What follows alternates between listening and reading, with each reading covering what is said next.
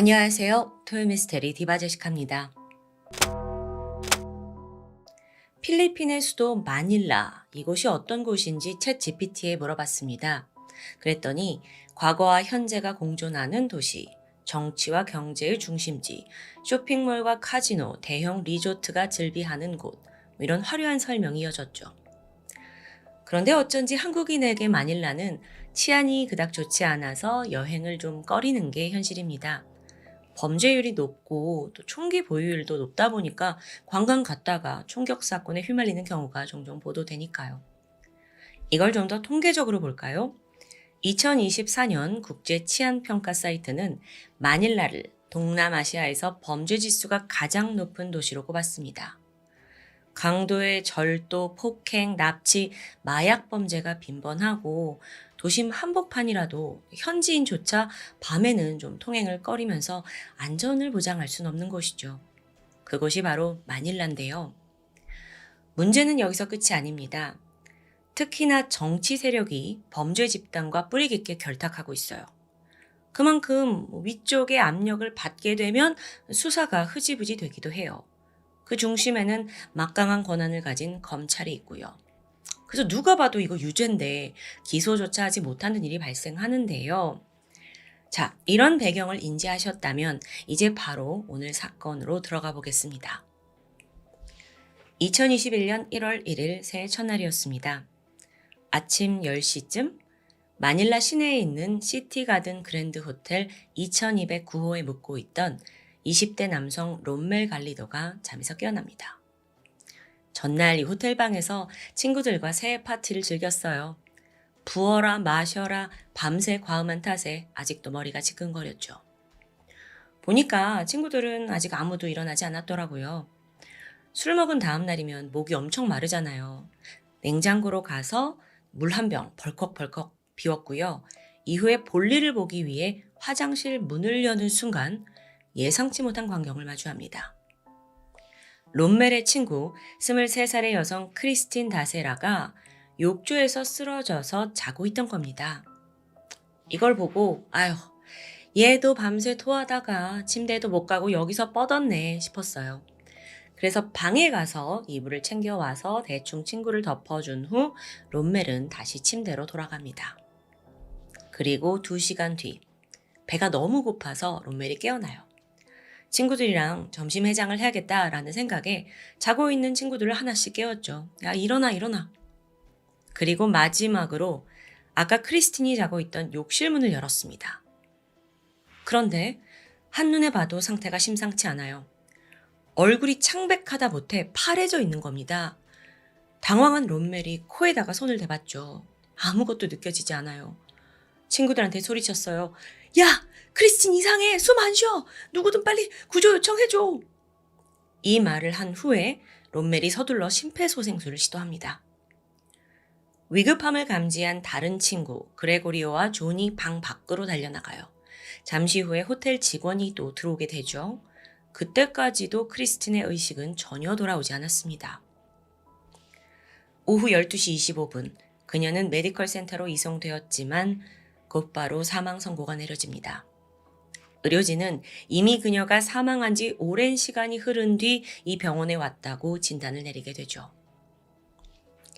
여기서 사망한 크리스틴 다세라, 그녀에 대해 잠시 알아볼까요? 크리스틴은 필리핀에서 꽤 유복한 가정에서 자랐습니다. 평소 구김살 없는 성격에 사람을 대할 때도 선입견이 없는 편이었어요. 좀 쿨한 성격인 거죠. 개인적으로도 학업 능력이 좋아서요. 대학에서 미디어 아트 전공하고 또 여길 1등으로 졸업합니다. 좋은 성격 외에 또 다른 장점을 꼽자면 그녀의 외모였어요. 어릴 때부터 어딜 가나 주목을 받는 예쁜 여성이죠. 사진만 봐도 여러분도 느껴지실 거고요. 그렇게 대학 졸업 후 크리스틴은 자신의 장점을 살려서 저비용 항공사의 승무원으로 취직합니다. 꿈의 직장에 들어간 거예요. 그래서 이때부터 승무원으로 일하는 자기 멋진 모습을 SNS에 올리거든요. 근데 이게 반응이 좋았어요. 외모도 수려한데 좋은 직장까지 다니니까 대중의 부러움을 산 거죠. 사진을 올릴 때마다 좋아요가 점점 늘어나더니 단숨에 17만 팔로워를 보유합니다. 자, 그러니까 크리스티는 젊고 유능한 여자 승무원, 완벽한 롤모델이 된 상황이었어요. 한편 그녀의 사생활을 좀 알아보면 평소에 아주 친하게 지내는 3명의 동성애자 절친들이 있었습니다. 이들 모두 남자인데요. 앞서 등장한 롬멜, 그리고 방에 같이 있었던 존, 그리고 그레고리오였죠. 워낙 편견이 없다고 했잖아요. 그래서 크리스티는 이들과 서스럼없이 어울렸고요. 그러면서 점차 성소수자의 인권에 관심을 갖게 돼요. 여러분 참고로 필리핀은 인구의 약 73%가 동성애 나는 편견 없이 받아들인다 라고 할 정도로 문화적으로 개방된 편입니다. 대중매체에서도 이들을 자주 볼 수 있고요. 물론 법적 제도는 여전히 좀 뒤처져 있는데요. 동성 결혼은 아직 허용되지 않았고 성별 변경하는 것도 제한적이긴 해요. 어쨌든 크리스티는 이런 점에 대해서 불합리하다고 생각했어요. 똑같은 사람인데 평등한 기회가 주어져야 되지 않냐? 그래서 자기 SNS를 통해 그 동성애자들의 인권에 대한 메시지를 자주 올리곤 했어요. 특히나 자기 절친들과 함께 찍은 사진을 올리면서 사회의 제도적인 한계도 꼬집었고요. 이것만 봐도 그녀는 타인을 위해서 목소리를 낼 줄 아는 선한 영향력을 끼치고 싶은 사람이었던 거죠. 그러다 2020년 마지막 날, 크리스티는 새해를 맞아 친구들과 파티를 계획합니다. 보통은 가족들과 매년 보냈는데 이번만큼은 절친들과 파티를 하면서 또 그 사진 포스팅하고 성소수자 인권에 대한 메시지까지 전할 계획이었습니다. 문제의 2020년 12월 31일 가장 먼저 호텔에 도착한 건 존이었습니다. 체크인하고 방을 배정받아서 2209호로 들어갔죠. 1시간 뒤 크리스틴이 도착을 했고요. 다음으로 롬멜과 그레고리오까지 총 4명이 합류를 합니다. 이후 일행은 같이 맛있는 식사를 즐기고 한 해 동안 넌 어쨌니 난 어쨌니 내년엔 난 이럴 거다 그들의 일상과 연애까지 다양한 대화를 나눴습니다. 오랜만에 이렇게 모인 거라 웃음꽃이 끊이질 않았어요.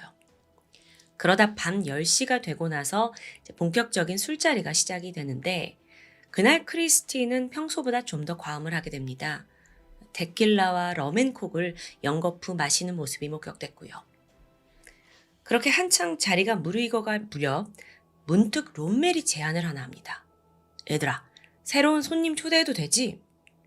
마침 옆방 2207호에 롬멜의 친구 무리가 방을 잡고 그들도 파티를 즐기고 있었던 거예요. 그렇게 잠시 후 8명의 남성이 추가로 합석을 하게 되죠.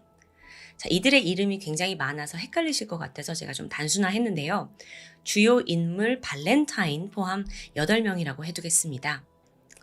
자, 이렇게 파티 인원이 순식간에 폭발적으로 늘어났습니다. 근데 이런 분위기 속에서 여성은 크리스틴 혼자잖아요. 약간 당황한 듯 했어요. 이렇게 동성애 친구들이랑 어울리는 게 뭐 하루 이틀은 아니지만 그래도 낯선 사람이 많다 보니까 좀 부담스러운 거죠. 이때 롬멜은 다 가까운 내 친구들이다. 이런 기회로 서로 알아가면 좋지 않겠냐? 라고 크리스틴을 설득합니다. 그렇게 인원을 총 보면 2209호에 있던 크리스틴 포함 4명, 그리고 옆방에서 온 8명까지 총 12명이에요. 근데 끝은 아니었죠. 사실 이들이 모두 함께 이 호텔을 선택한 데는 이유가 있습니다. 여기서 일하던 친구이자 지배인 존 폴 때문이었어요. 그러니까 이 존 폴 덕분에 할인을 받아서 양쪽 무리 다 방을 예약하게 된 거예요. 새벽 1시가 지나가고 나서 존 폴도 퇴근을 하고 이 파티에 합류하게 된 거죠. 그렇게 크리스티는 12명의 남성과 즐거운 시간을 보냈습니다. 다들 두 객실을 오가면서 술 마시고 시끌벅적한 연말 연초를 즐기고 있었는데 분위기가 과열되는 와중에도 크리스티는 가족들한테 지금 너무 좋은 시간을 보낸다 라고 짧은 메시지를 보냈습니다. 동시에 자신의 SNS에도 그들과 함께 찍은 사진을 올리면서 My loves, 나의 사랑들이라는 애정어린 메시지를 남겨요. 이때까지만 해도 젊은 청년들의 유쾌한 시간이었죠. 그리고 앞으로 벌어질 일은 그 누구도 예상하지 못했는데요. 우선 호텔 복도 CCTV에 다소 의문스러운 장면들이 남아 있습니다. 새벽 2시 52분이었어요. 크리스틴이 모자를 쓴 남성 발렌타인과 복도에서 키스를 나누는 장면입니다. 그리고 잠시 후 다시 방으로 들어가서 파티를 즐겨요. 그러다 30분 후인 새벽 3시 22분, 이번에 그녀는 복도에서 또 다른 남성과 대화를 나누고 있었습니다. 자, 이후 1시간이 지나고 새벽 4시 13분, 크리스틴이 보니까 만취한 상태예요. 이때 절친이던 존이 그녀를 부축해서 원래 머물던 2209호로 옮겨두게 된 거죠. 아시다시피 방 안에는 CCTV가 없잖아요. 그렇기 때문에 영상 기록은 여기까지입니다. 그날 밤이 지나고 8시간 후 크리스틴은 화장실에서 싸늘한 시신으로 발견됐습니다. 사건이 보도된 직후부터 필리핀 언론에 폭발적인 관심이 쏟아졌어요. 미모의 승무원, 갑작스러운 죽음, 게다가요, 사망 전에 12명의 남성과 파티를 즐겼다라는 점 때문에 자극적인 소문, 또 여러 추측을 피할 수 없었던 거예요. 아직 부검 결과가 나오기 전이었지만 혹시 집단으로 나쁜 일이 있었던 거 아니야? 라는 은밀한 짐작도 하나하나 있었습니다. 근데 그러기에는요, 일행들이 대부분 롬메를 통해 다 아는 사람이고 또 이제 동성애자 게이들이었어요. 그러니까 약간 성적으로 할 일이 있나? 라는 반박도 있었죠. 그러던 중 현장에 있던 그레고리오 기억하시죠? 그레고리오가 또 필리핀의 유명 가수의 아들이었습니다. 그게 알려지니까 더 큰 주목을 받아요. 그래서 그레고리오가 한 라디오에 출연을 하게 되는데 자신을 둘러싼 모든 소문을 일축했죠. 그리고 파티에 있던 남성들 모두 동성애자였다라고 밝혔고요. 당연히 크리스틴과 어떤 성적인 관계는 없었다고 강조합니다. 아니 근데 그럼 CCTV는 뭐예요? 복도에서 키스한 건 뭐였죠? 라고 질문이 쏟아지는데 여기에 대해서는 내 친구 발렌타인이 키스를 한 건 맞지만 아마도 술에 취한 크리스틴의 실수가 아닌가 싶다라고 이제 선을 그어요. 그런데요, 이 사건은 그렇게 단순하지 않습니다. 자, 우선 크리스틴은 왜 사망한 걸까요? 초기 경찰 보도에 따르면 그녀의 허벅지에 찢어진 상처가 발견되었어요. 또 무릎에는 타박상과 함께 어딘가에 긁힌 자국이 있었고요. 심지어 더 중요한 건 생식기 부검 결과 자궁 안쪽에 파열된 상처와 함께 정액이 남아 있었습니다. 여기서 담당한 부검인은 그녀가 한 명 또는 한 명 이상에게 성폭행을 당했을 가능성이 있다고 조심스럽게 의견을 내놓았죠. 아니, 아까 다 동성애자라 그럴 일 없다면서요. 근데 결정적인 사인은 달랐습니다. 사실 이게 타살인지 아닌지를 결정하는 아주 중요한 포인트겠죠? 추후 나온 공식적인 사인은 대동맥류 파열. 그러니까 몸에 높은 압력이 가해지면서 혈관이 파열되고 순식간에 대량 출혈이 일어나서 사망에 이른 것으로 본 거예요. 제가 나중에 좀 더 설명을 할 텐데 이게 사실 검찰 쪽의 공식 결과입니다. 그러니까 중간에 한번 번복이 됐고요. 근데 어쨌든 대동맥 파열? 이게 이렇게 나오면서 이게 정확하게 타살이라고 보기 애매해진 겁니다. 사망 당시 크리스틴의 심장이 500g. 근데 일반 여성의 심장 무게가 보통 250g 정도라고 해요. 그러니까 거의 2배 가까운 거죠. 주로 심장이 이렇게 비대해지는 원인 중 하나는 고혈압입니다. 대동맥류 또한 고혈압으로 발생하고요. 자, 이걸 토대로 경찰은 크리스틴이 아마 전에도 대동맥류를 앓았던 것으로 추정한다. 이렇게 발표를 해요. 물론 만약에 그녀가 집단 성폭행을 당했다면 가슴과 복부에 심한 압박이 오면서 급격히 혈압이 상승해서 대동맥류가 파열했을 가능성도 있습니다. 자, 그러면 이제 같이 있던 친구들의 진술을 들어볼까요? 이게 또 황당한데요. 다들 말이 달라요. 누구는 다음날 아침에 나는 크리스틴이 쓰러져 있는 걸 봤다라고 말하고 다른 이는 나는 깨어있는 걸 봤다 이렇게 진술해요. 그러니까 이들 중에 분명 누군가는 지금 거짓말을 하고 있는 거죠. 그 중에 결정적인 증언을 좀 알아보면 친구 존에 따르면 크리스틴이 그날 많이 취했잖아요. 새벽부터 잠에 들지 못하고 변기를 붙잡고 심하게 구토를 했대요. 그래서 자기가 구축해서 2209호로도 옮겼고 여기에 대해 다른 친구도 나도 그거 봤다라고 증언을 해요. 그리고 막 토를 하고 있는 크리스틴에게 롬멜이 다가가서 등을 두드려주게 되거든요. 이때 그녀가 누군가 내 음료에다가 약을 탄 것 같아 라고 말한 것도 진술합니다. 이 부분에 대한 진위는 밝혀지지 않았습니다. 자, 다음으론 복도에서 키스하는 장면의 주인공 발렌타인은 뭐라고 했을까요? 자긴 그 어떠한 부정행위도 저지르지 않았다라고 주장합니다. 이게 또 나름대로 말이 되는데 자기는 그저 문을 열려고 다가갔는데 마침 거기 있던 크리스틴이 자기를 붙잡고 키스를 했다는 거예요. 지금 캡처된 장면 이후에 자기가 이렇게 부드럽게 밀쳐내는 장면이 있었다라고 억울함을 토로했죠. 사실 다들 동성애자인데 왜 둘이 키스를 했을까라는 부분에 대해서 궁금증이 있잖아요. 근데 그 일행들은 그때는 우리 모두 많이 취한 상황이라 성적 취향을 떠나서 그냥 술 기운에 분위기에 취해서 충분히 있을 수 있지 않냐? 그렇다고 이게 폭행이나 살인의 증거가 될 수 없다라고 다들 입을 모았죠. 그런데요, 여러분, 이게 필리핀 사건이잖아요. 게다가 키워드가 굉장히 자극적이라서 주목도도 높았고요. 근데 이게 만약 미국이나 영국, 하물며 국내에서 벌어졌다 해도 거기 있던 12명 모두 경찰과 꼼꼼히 면담하고 또 진술 받아내고 했을 거예요? 근데 제가 이 사건 조사하다 보니까 생각보다 이들의 증언이 그렇게 자세하게 나와 있지 않더라고요.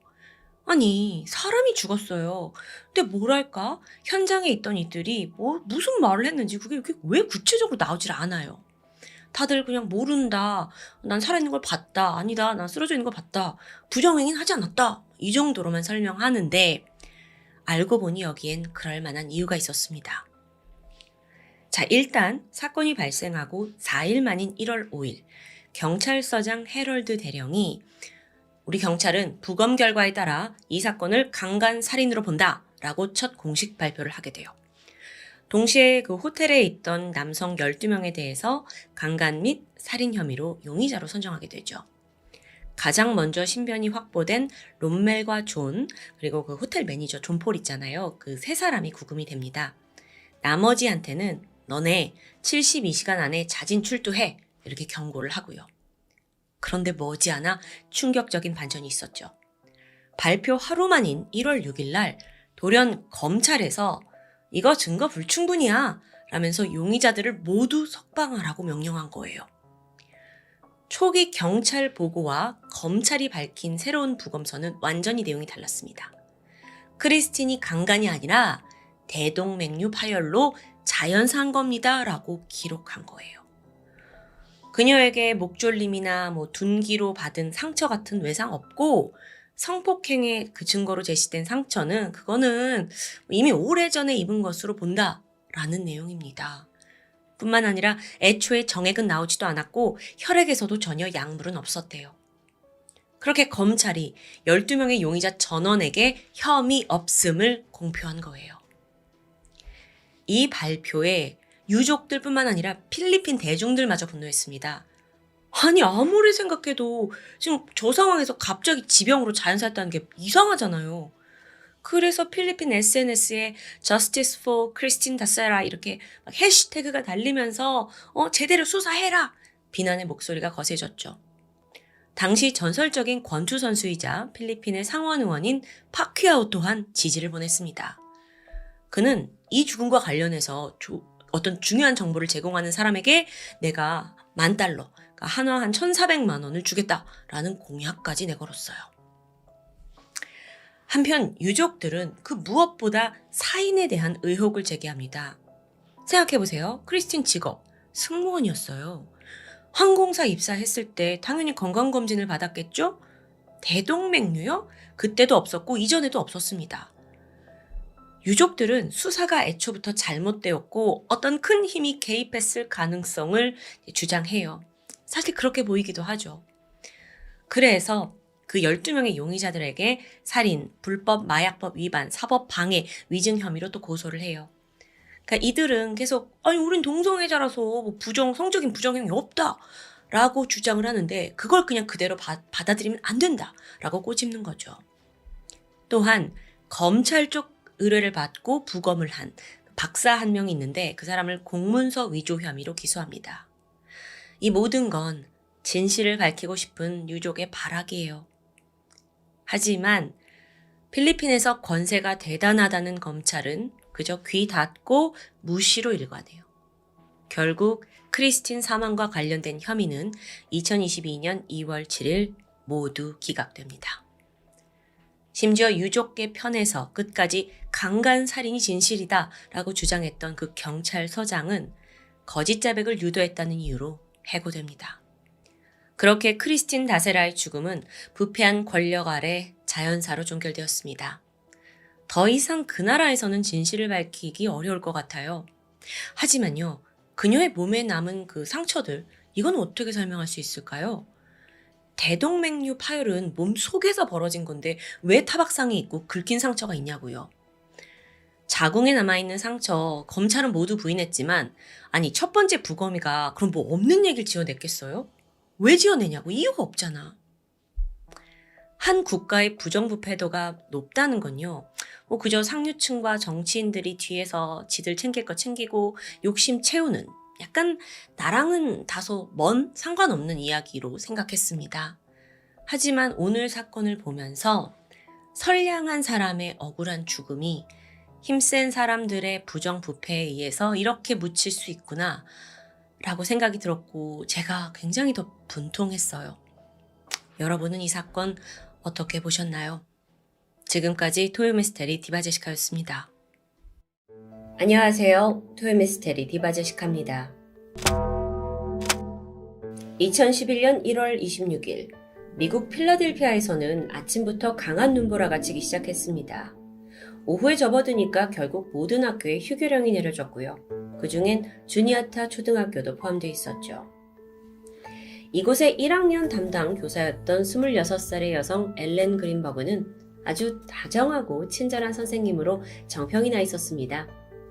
그녀는 학부모들에게 일일이 전화를 걸어서 이 거친 눈보라 속에서 어린아이들이 무사히 집에 돌아갈 수 있도록 다 조치를 취했죠. 마침내 다 하교한 후에 엘렌 역시 평소보다 좀 일찍 학교를 나섰습니다. 그리고 가는 길에 주유소에 들러서 차에 기름을 가득 채우기도 했죠. 엘렌은 필라델피아 북서쪽에 있는 마나영크라는 소도시에 살고 있었는데 방 2개짜리 최신형 아파트에 남자친구 샘 골드버그와 함께 거주하고 있었습니다. 참고로 남친 샘은 MBC 방송국에서 프로듀서로 일을 하고 있었는데 이 둘은 만난 지 3년 정도 된 연인 사이였고요. 7개월 뒤인 2011년 8월 결혼을 앞두고 있었습니다. 엘렌이 일찍 퇴근을 해서 집에 도착해보니 샘 역시 막 귀가한 상태였습니다. 둘은 잠시 시간을 함께 보냈고 오후 4시 45분. 저녁 식사를 앞두고 샘이 잠깐 몸 좀 풀고 오겠다며 아파트 단지 내에 있는 헬스장으로 향합니다. 그리고 30분 뒤. 샘이 다시 집으로 돌아왔는데 그는 아주 당혹스러운 상황을 마주합니다. 열쇠로 현관문을 열려고 하는데 문이 열리지 않는 겁니다. 보니까 내부에 보조 잠금 장치가 걸려 있었죠. 샘은 즉각 이상함을 느꼈습니다. 보통 이 커플은 밤에 잘 때나 이걸 걸어두지 평소에는 잘 사용하지 않는 장치였기 때문이었죠.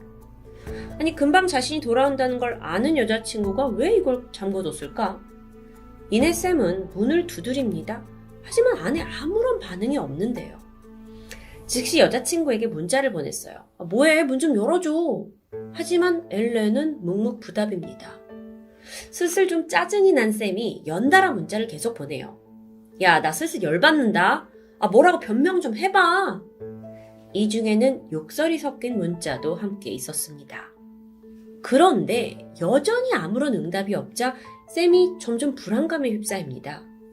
그래서 아파트 경비원을 찾아가서 상황을 설명하고 문을 좀 열어달라라고 부탁했지만 보안상의 문제로 함부로 문을 열 수는 없다고 말하는데요. 답답해진 샘은 결국 직접 문을 부수기로 결정합니다. 그리고 마침내 집 안으로 들어서자 불길한 예감은 현실이 되어 있었습니다. 엘렌이 주방 선반에 등을 기댄 채 의식을 잃고 쓰러져 있었던 겁니다. 가슴에는 날카로운 부엌칼이 박혀 있었는데요. 저녁 6시 40분, 신고를 받은 구급대원들이 도착했지만 엘렌은 이미 숨을 거둔 상태였습니다. 칼에 찔린 상처로 인해 쇼크사로 판명되죠. 현장을 살펴본 경찰들은 별다른 의심을 하지 않고 바로 엘렌이 자살했다라고 판단했습니다. 일단 내부에 잠금 장치가 걸려 있었고요. 침입을 한 사람의 어떤 흔적이 전혀 없었기 때문입니다. 게다가 이 엘렌의 아파트는 6층입니다. 그야말로 여긴 밀실 그 자체였던 거죠. 이날은 눈이 많이 내렸던 날인데요. 창문 주변이나 베란다에 누군가 오간 발자국 흔적도 없습니다. 그런데 현장은 좀 이상했습니다. 주방을 보니까 물에 씻어둔 블루베리 그리고 썰다만 오렌지가 그대로 남겨져 있어요. 과도 2개는 이미 설거지를 잘 해놓고 가지런히 놓아둔 상태였죠. 집안에서 사라지거나 훼손된 물건은 전혀 없었고요. 앞서 샘이 이제 집에 들어가려고 문을 쾅쾅 두드렸잖아요. 이 소리를 제외하곤 의문의 소리를 들은 이유도 없습니다. 게다가 그녀의 몸에서 누군가와 몸싸움을 했다 또는 방어를 했다라는 흔적조차 발견되지 않아요. 그렇게 이 모든 게 자살일 수밖에 없는 정황인 겁니다. 하지만 어딘가 너무도 평온한 이 현장. 생각해보세요. 저녁 준비를 하고 있던 26살 교사. 갑자기 집에서 자살을 결심했다? 근데 그런 사람이 집에 오기 전에 기름은 왜 가득 채웠던 걸까요? 경찰은 결정적으로 죽음에 이르게 했던 그 칼, 가슴에 찔려있던 칼 DNA를 검사합니다. 여기서도 엘렌 거 외에 타인의 유전자는 검출되지 않아요. 이쯤 되니까 사건이 자살로 종결되는가 싶었는데 그 찰나 예상치 못한 부검 결과가 나옵니다. 흉부에서 추가적으로 날카로운 것에 찔린 흔적 8개가 발견된 겁니다. 우선 이 가슴에 꽂힌 칼자국, 이 상처는 무려 10cm 정도 되는 아주 깊은 상처였어요. 하지만 새롭게 발견된 다른 상처들은 복부에 5cm 정도가 있었고요. 또 아주 특이하게 두피에 또 자상이 있었는데 6cm 정도 되는 자상이었죠.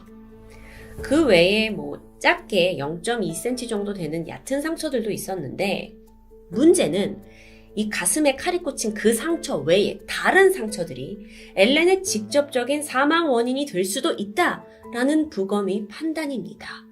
아니 그렇다면 이건 타살이란 얘긴데요. 게다가 여러분 정말 기이한 건 따로 있었습니다. 그녀의 목 뒤에 무려 10개의 자상이 더 발견된 겁니다. 물론 이 목 뒤에 있는 자상이 사망에 직접적인 영향을 끼칠 만큼 아주 심각한 건 아니었어요. 이게 좀 자잘하게 찌른 듯한 목 뒤의 상처였거든요.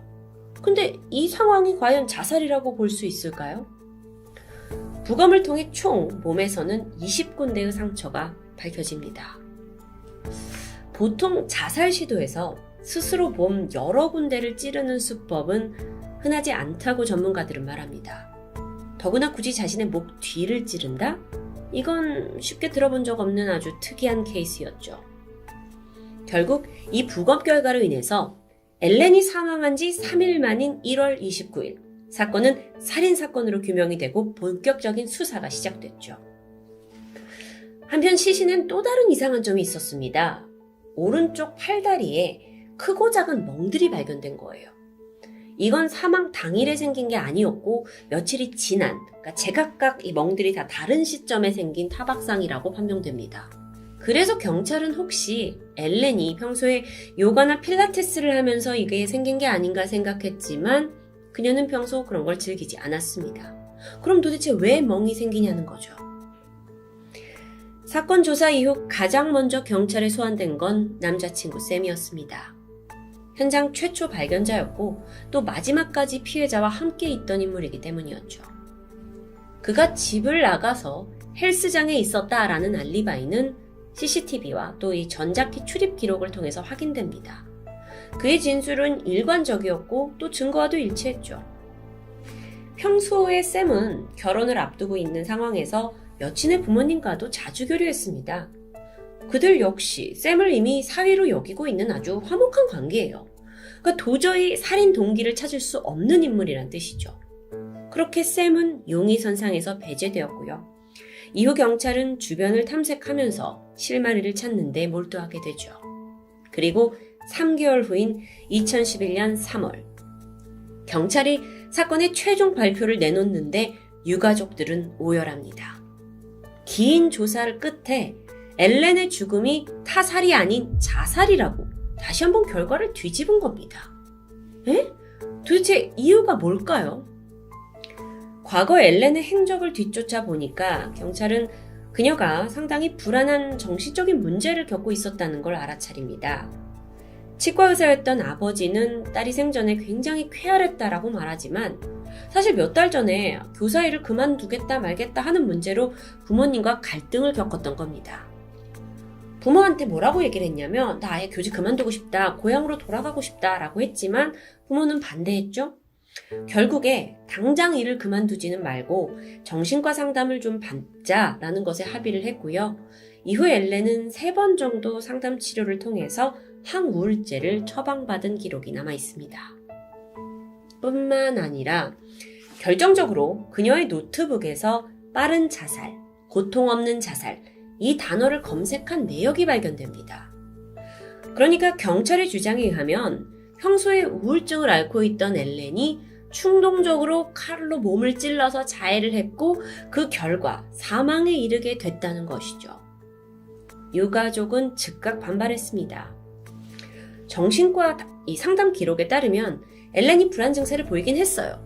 하지만 이게 자살을 우려할 정도로 심각한 정도는 아니었다는 겁니다. 또 엘렌과 가깝게 지내던 동료 교사들 스트레스를 전혀 눈치채지 못했는데요 라고 말합니다. 심지어 고향으로 돌아가고 싶다라는 말은 했지만 몇 개월 후에 예정된 이 결혼식은 그대로 진행하길 원했던 사람입니다. 그 주변인들 눈에 엘렌은 결혼을 앞두고 설렘과 기대로 가득 차 있었고요. 그런 그녀가 갑작스럽게 자살을 했다는 건 도저히 앞뒤가 맞지 않았죠. 물론 우리는 제3자의 입장에서 엘렌이 실제 어떤 정신적인 고통을 겪었는지는 감히 판단하기 어렵습니다. 주변에서도 사실 아무런 문제가 없어 보이는 사람이 갑자기 극단적인 선택을 하는 경우가 종종 있기도 하기 때문이죠.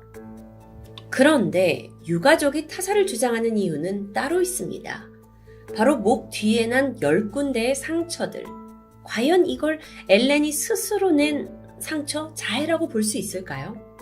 무엇보다도 이건 그녀가 생전 검색을 했다던 빠르고 고통 없는 자살과는 한참 거리가 있어 보이죠. 혹시 범인이 들어와서 저녁 준비를 하고 있는 엘렌의 뒤에서 목 뒤를 빠르게 여러 번 공격한 건 아닐까? 이게 더 일반적인 이론이라고 생각이 되는데 그리고 나서 그녀가 정신을 잃자 모든 걸 자살로 위장했다면요? 하지만 여기에 대해 경찰의 입장은 달랐습니다.